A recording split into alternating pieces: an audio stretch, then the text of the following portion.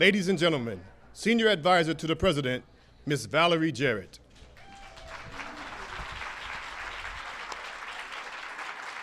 I'm back. First of all, I want to thank our first panel again, moderated by Mika. We had just a terrific panel with Karen and Jean and Cece and Joe. How about a round of applause for them? Weren't they great? I also want to mention that we've also been joined by the Attorney General, Eric Holder, the Secretary of Health and Human Services, Kathleen Sebelius, and the Secretary of Labor, Hilda Solis. Welcome. Delighted to have you with us. And some amazing people who are right behind me. So, as I mentioned in my opening remarks, tone starts at the top. And we are so fortunate in the administration, at the Council of Women and Girls, to have a president who has lived a life surrounded by women and girls. And therefore, he comes to this job prepared to support us, to counsel us, offer us advice and guidance and wisdom each and every step of the way. And that's why everything that you read in the report that we released today was because of his leadership. So with that, please join me in welcoming the President of the United States, President Obama.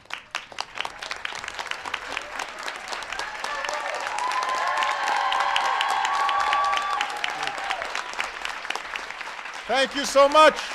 Thank you. Thank you, everybody. Thank you. Everybody, please have a seat. Thank you. Thank you very much. Thank you. Everybody sit down, sit down. I was going to head over here earlier, and they said, no, this place is full of women, and they're still settling down. So what do you mean settling down? What are they doing over there? Just creating havoc. Welcome to the White House, everybody. It is a pleasure to be surrounded by so many talented, accomplished women. It makes me feel right at home, although usually I've got my wingman Bo with me. I want to thank everybody who's made this forum on women in the economy possible. I thank Mika for helping moderate today and proving that on your show every morning that women really are the better half.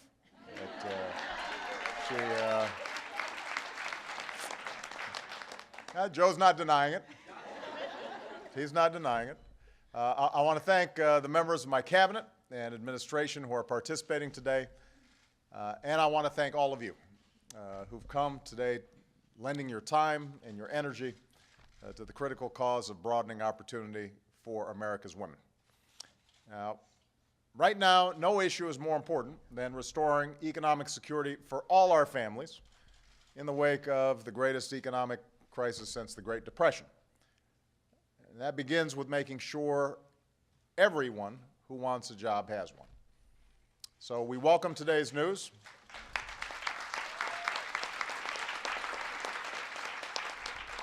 We welcome today's news that our businesses created another 121,000 jobs last month, and the unemployment rate ticked down. Our economy's now created more than 4 million private sector jobs over the past 2 years, and more than 600,000 in the past 3 months alone. But it's clear to every American that there will still be ups and downs along the way, and that we've got a lot more work to do. And that includes addressing challenges that are unique to women's economic security, challenges that have been around since long before the recession hit. And that's why one of the first things I did after taking office was to create a White House Council on Women and Girls. I wanted to make sure that every agency across my administration considers the needs of women and girls in every decision we make. And today we're releasing a report on women in the economy that looks at women's economic security through all stages of life, from young women furthering their education and beginning their careers, to working women who create jobs and provide for their families, to seniors in retirement or getting ready for retirement.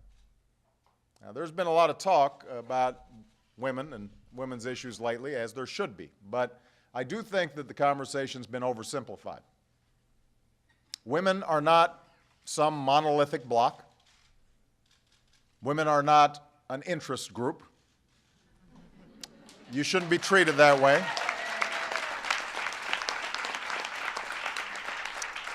Women are over half this country and its workforce. Not to mention 80% of my household if you count my mother-in-law. And I always count my mother-in-law. Every decision made by those of us in public life impacts women just as much as men. And this report you all have explains some of what we've done to try to lift up the lives of women and girls in this country. But I'd like to spend some time talking about why we've done what we've done. For me, at least, it begins with the women who've shaped my life. I grew up the son of a single mom who struggled to put herself through school and make ends meet, had to rely on food stamps at one point to get us by. But she earned her education. She made it through with scholarships and hard work. And my sister and I earned our degrees because of her motivation and her support and her impact. I've told this story before. She used to wake me up before dawn when I was living overseas, making sure that I was keeping up with my American education. And when I'd complain, she'd let loose with, "This is no picnic for me either, Buster." And that's part of the reason why my sister chose to become a teacher. When my mom needed help with us, my grandmother stepped up. My grandmother had a high school education. My grandfather got to go to college on the GI Bill.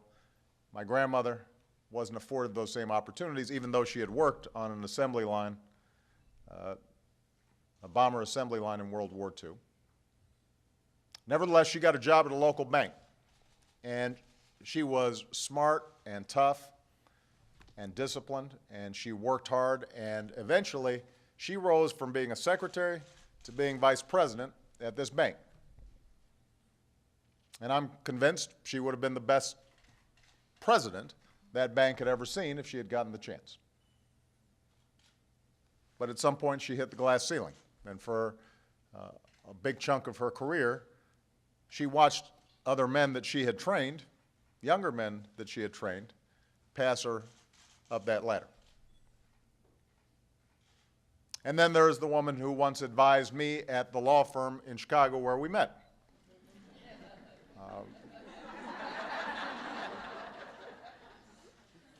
Once,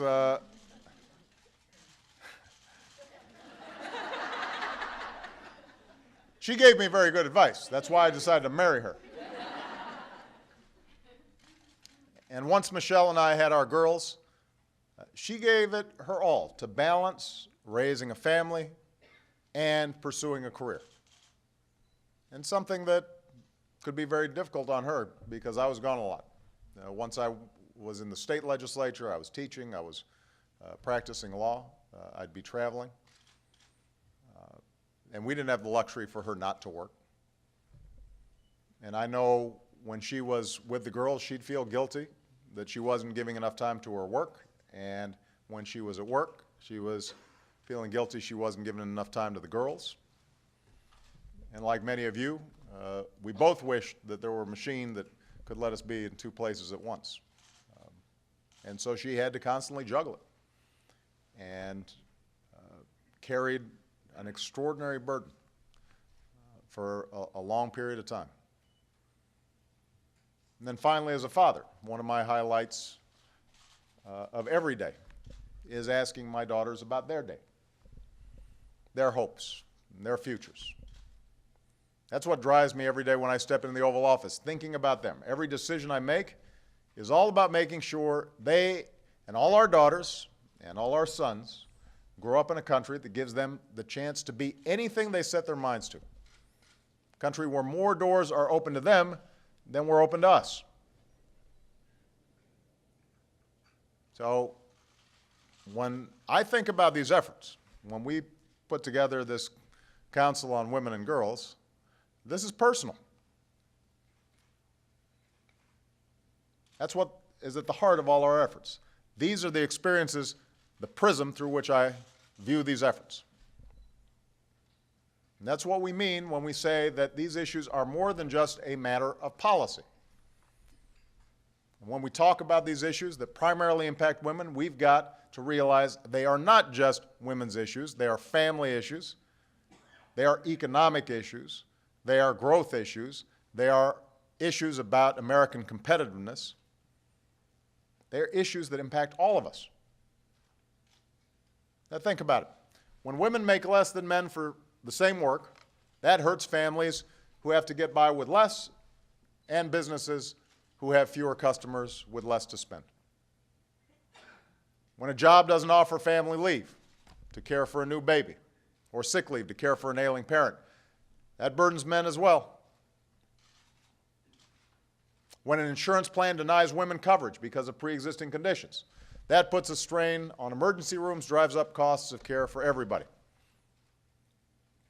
When any of our citizens can't fulfill the potential that they have because of factors that have nothing to do with talent or character or work ethic, that diminishes us all. It holds all of us back. And it says something about who we are as Americans. Right now, women are a growing number of breadwinners in the household. But they're still earning just 77 cents for every dollar a man does. Even less if you're an African American or Latina woman. Overall, a woman with a college degree doing the same work as a man will earn hundreds of thousands of dollars less over the course of her career. So closing this pay gap, ending pay discrimination, is about far more than simple fairness. When more women are bringing home the bacon, but bringing home less of it than men who are doing the same work, that weakens families, it weakens communities, it's tough on our kids, it weakens our entire economy.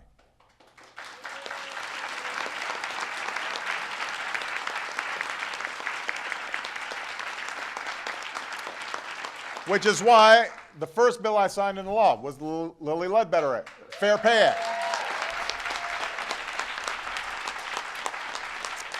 To make it easier for women to demand fairness, equal pay for equal work. We're pushing for legislation to give women more tools to fight pay discrimination. And we've encouraged companies to make workplaces more flexible so women don't have to choose between being a good employee or a good mom. More women are also choosing to strike out on their own. Today, nearly 30% of small business owners are women. Their businesses generate $1.2 trillion last year. But they're less likely to get the loans that they need to start up or expand or to hire, which means they often have to depend on credit cards and the mounting debt that comes with them. And that's why, through some outstanding work by Karen Mills and the SBA and other parts of our administration, we've extended more than 16,000 new loans worth $4.5 billion to women-owned businesses.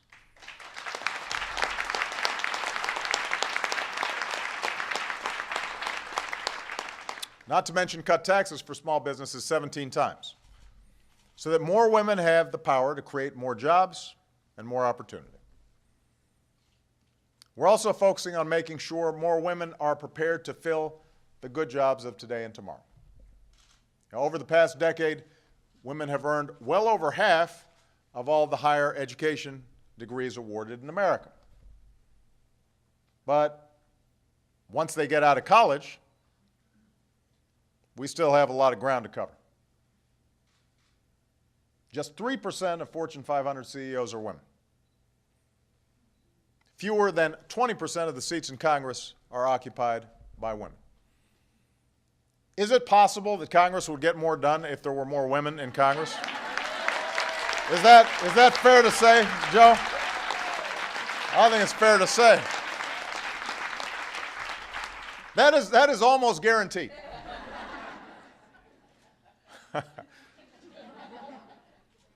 And while women account for 4 in 5 degrees in areas like education, which is terrific, because obviously there's no profession that is more important than teaching. We also have to recognize that only 2 in 5 business degrees go to women. Fewer than 1 in 4 engineering and computer science degrees go to women. They make up just 25% of the workforce in the science and technical fields. No unspoken bias or outdated barrier should ever prevent a girl from considering careers in these fields. When creativity is limited or ingenuity is discouraged, that hurts all of us. It denies America the game-changing products and world-changing discoveries we need to stay on top. We've got to do more to encourage women to join these fields as well. Make it easier to afford the education that's required to make it. Send a clear message to our daughters, which I'm doing every night. Math, science, nothing wrong with it. A lot right with it. We need you to focus. That's why our education reform, Race to the Top, has put a priority on science and technology and engineering and math education. It's rewarded states that took specific steps to ensure that all students, especially underrepresented groups like girls, have the opportunity to get excited about these fields at an early age. And we've helped more than 2.3 million more young women afford to pursue higher education with our increases in the Pell Grants. That's good news.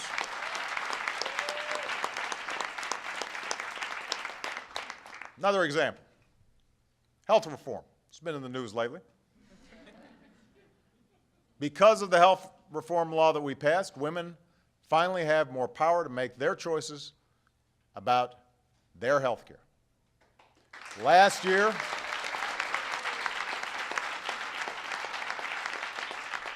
more than 20 million women received expanded access to preventive services like mammograms and cervical cancer screenings at no additional cost.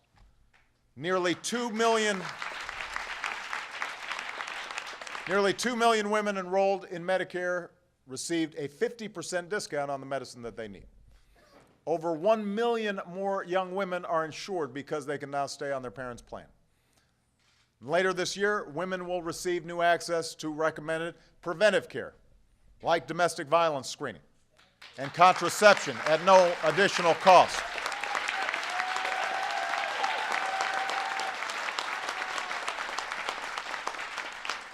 And soon, insurance companies will no longer be able to deny coverage based on pre-existing conditions like breast cancer, or charge women more just because they're women.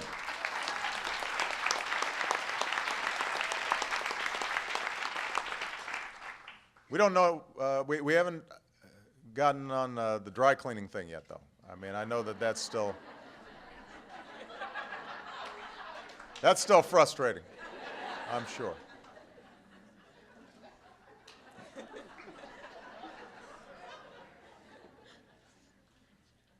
So when it comes to our efforts on behalf of women and girls, I'm proud of the accomplishments that we can point to.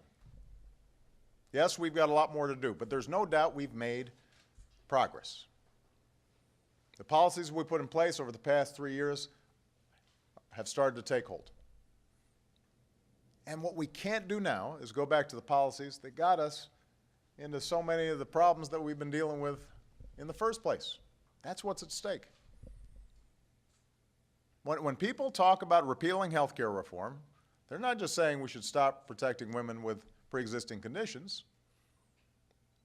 They're also saying we should kick about 1 million young women off their parents' health care plans. When people say we should get rid of Planned Parenthood, they're not just talking about restricting a woman's ability to make her own health decisions. They're talking about denying, as a practical matter, the preventive care, like mammograms, that millions of women rely on. When folks talk about doing away with things like student aid that disproportionately help young women, they're not thinking about the costs to our future when millions of young Americans will have trouble affording to go to college. And when something like the Violence Against Women Act, a bill Joe Biden authored, a bill that once passed by wide bipartisan margins, is suddenly called to question, That makes no sense. I don't need to.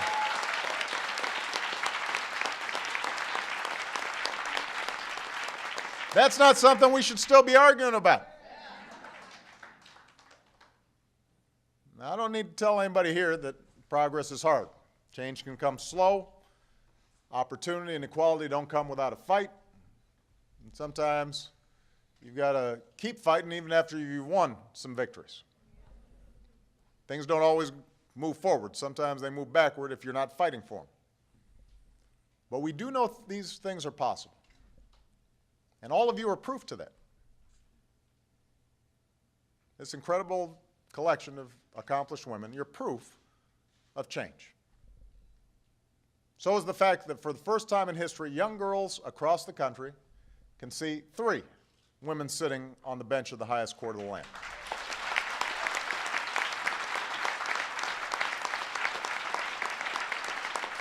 Or they can read about the extraordinary leadership of a woman who went by the title Madam Speaker. Or they can turn on the news and see that one of the most formidable presidential candidates and senators we ever had is now doing as much as anybody to improve America's standing abroad as one of the best secretaries of state that we've ever known.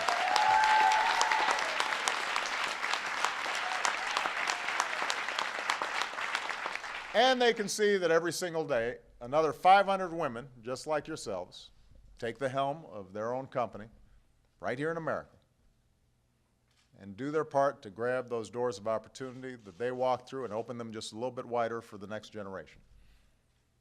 So as long as I've got the privilege of being your president, we're going to keep working every single day to make sure those doors forever stay open and widen the circle of opportunity for all our kids.